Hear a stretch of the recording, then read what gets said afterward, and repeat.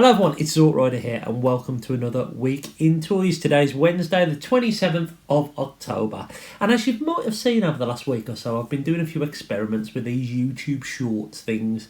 Kind of like TikToks, but I'm too old for TikTok, and I've been on YouTube for a while now, so I thought I'd give it a go. Seem to be getting a fair few amount of views, seem to have picked up a few subs, so hello to the new subscribers. This is generally the stuff that I do, and reviews, not really reviews much anymore, but I do tend to do reviews, but mainly a week in toys is my bread and butter. But if you've been seeing the shorts, if you're a regular viewer of my videos, let me know what your thoughts are. I've been trying to mix it up a bit to try and find a format that works. The little toy shop ones seem to be quite good, and also the question I asked about Black Series seem to be getting a few views. So maybe we'll do a few more of them. Let me know what you think. But anyway, on to the toys. Well, I'll give you a bit of a backstory first. Today, it's half term, obviously. I've had the day off with my son. I've had an awesome day. We went to the cinema. We saw Boss Baby 2, which was all right. It weren't too bad. We then went round Warsaw, which isn't nothing to write home about, but there's a Smiths and there's an entertainer there. Oliver picked up a Sonic the Hedgehog action figure because he's into those, or getting into Sonic. It's pretty well articulated, actually. It's not too bad. I would show it you, but he's holding it upstairs in his bed, so I don't want to wake him up. But he's also got into Disney Infinity, and he picked up some of those from CEX. So he had Groot, he had Sorcerer Mickey, Violet from the Incredibles, the bad guy from the Incredibles, and Wreck-It Ralph. So he's had a pretty good day. But you know what? I thought I'd treat myself to something as well. I saw this was in stock online on Smiths. I was really hoping they had some other figures from this wave in, but I think after seeing the two they had there, I might be in for this entire wave, but I'm going to take my time doing it. So the first thing I've picked up this week is Marvel's Captain Carter. Now this is from the What If series. If you haven't seen the What If series, it is stunning. I've actually realised I've missed an episode because apparently there's an episode with Gamora in, and I've completely missed it. And I wonder why she appeared in the final thing. But anyway, but yeah, I picked up Captain Carter, and this thing looks beautiful. I love the stylised effect on all these. I actually like the look of the Build-A-Figure Watcher as well. Now, one thing I am noticing about the Marvel Legends, I don't know if it's the same in the US or other countries, but definitely in the UK, and definitely with this wave, they don't seem to be mixed like lots, big boxes. They seem to be coming in packs on their own, because they had about 7 or 8 Captain Carters, and they had the same with T'Challa Star-Lord. So this is a wave, and you would expect there to be a mixture of toys in the box. That there weren't. They only had these 2 figures here, which makes me think they're all being individually shipped out. Now you can see that this is obviously from the Marvel's What If wave. There's also Siri from Loki. Now I don't know if she appears in the Gamora episode that I've missed, but she definitely wasn't in this series. She was in Loki, but I mean the entire wave of figures I'm tempted to pick up. Star-Lord looks great. The Zombie Captain America and Doctor Strange are the 2 I really want. Spider-Man, but I pick up, and Nebula's cool anyway. But I kind of decided not to buy the 2 figures that were there. Captain Carter did look the best, and she was an awesome character in that show as well. So I decided, you know what, I'm just going to pick up one, and I'll take my time, and over the weeks and months I will maybe pick up the entire wave of these, who knows. But this is awesome. It was an awesome show if you haven't seen it. So I picked up that today. These are like £22 now, $21.99 in Smiths, which is a little bit more than I think they're probably worth. But interestingly, I'm noticing Smiths are starting to drop a lot of their prices. So for example, Masters of the Universe Revelations figures, I've knocked down to £20. All of them have been knocked down to £20. Rodimus has been knocked down to $72.99. The Ark down to $140. So I don't think these things are selling at the steeper prices. But there you go. It was cool to see anyway, and I've got a lovely, lovely figure, and I haven't overspent, so that's always good. I have received a parcel today, and it was pretty late on in the day. It was about 6 o'clock, and it's from Hasbro Pulse, and I think it's one of my PulseCon exclusives. So now this is probably more than I wanted to pay for this figure, and I wasn't planning on buying it. I mean, maybe if it was a bit cheaper than what it was, but I wasn't planning on buying this at the cost it was. But I really enjoyed Pulse, and the day and the hours went away from me, and I decided, you know what, I'm going to pick it up. Now, it is a PulseCon exclusive. It is a Transformer.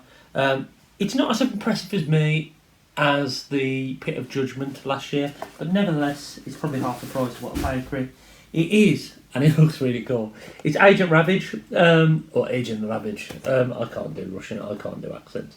The box is okay. Mine's had a little bit of a ding in the corner, which is a shame. I'm not going to keep this in the box anyway.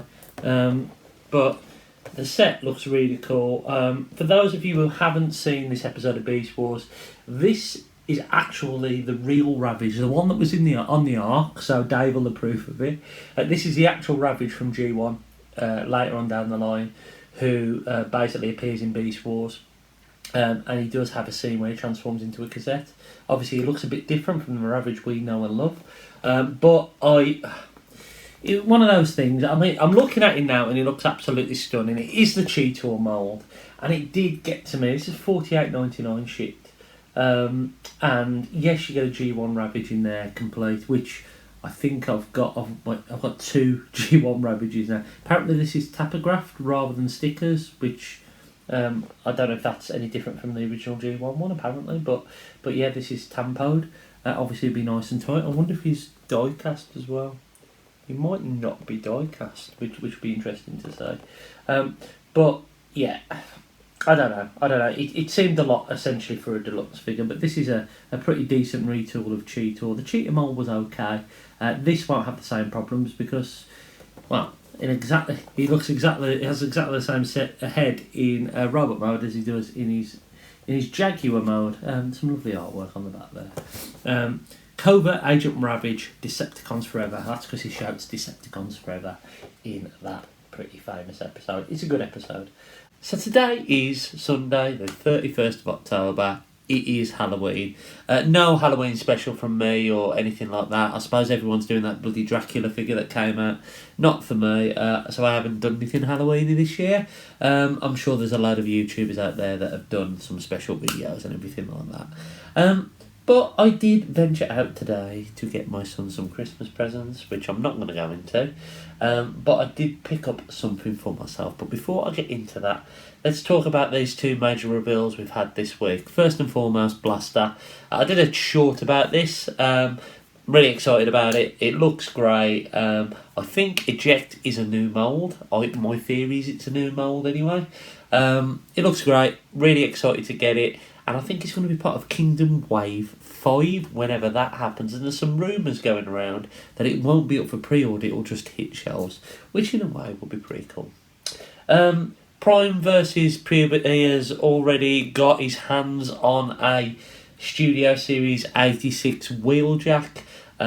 He's probably smuggled it in up his anus from one of the factories, and now it's in his hands. Yeah, you know what, I mean, I have to say, PulseCon was so good because we didn't know about the reveals. They were kept secret. And I think seeing the alternative route straight after something like that, PulseCon was organised, it was done really well, it was a great show. And now to see it going back to stuff being leaked and everything like that by YouTubers and by alleged stolen goods, yeah.